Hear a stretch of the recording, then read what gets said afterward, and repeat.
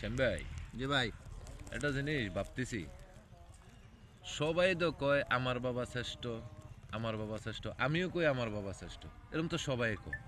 সবার বাবাই যদি শ্রেষ্ঠ হয় তাহলে এই দুনিয়ার ভিতরে তো এত খারাপ থাকার কথা না মানুষ, না? না, এটা তো মাথায় ধরতেছে না। আসলে যেটা বলছেন, এই পৃথিবীতে সবাই বলে আমার বাবা শ্রেষ্ঠ, আমিও বলি আমার বাবা শ্রেষ্ঠ। একেবারে দেখে ছোট ছোট ছেলেফেরা বলে আমার বাবা শ্রেষ্ঠ, সবাই কয় এই কথাটা। তাই না? হুম। আসলে এটা হলো সম্পূর্ণ একটা ডাহা মিথ্যা কথা।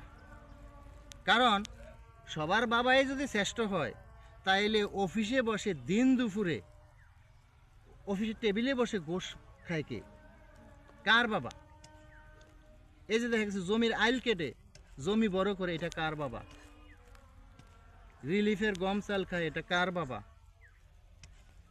টিয়ার কাবিকা জিয়ার এগুলা খায় কার বাবা? তাইলে এই পৃথিবীর সব বাবারা যদি ভালো হয়, তাহলে এই পৃথিবীতে কোনো দ্বন্দ্বই থাকতো না। আর দেখা গেছে যে এই ঘোষ দুর্নীতি এগুলো থাকতো না, তাইলে আমরা একটা সোনার দেশে বসবাস করতে পারতাম। সুতরাং এই কথাটা আমরা বলি যে আমার বাবা শ্রেষ্ঠ বাবা, সবচাইতে ভালো বাবা, এই কথাটা ডাকা মিথ্যা কথা। কারণ দেখা গেছে যে যদি এই কথাটাই সত্যি হতো, তাইলে এই দেশের মধ্যে এত দুর্নীতি থাকতো না, এই দেশের অবস্থাটা এত খারাপ হতো না। বুঝে আইছে? হুম।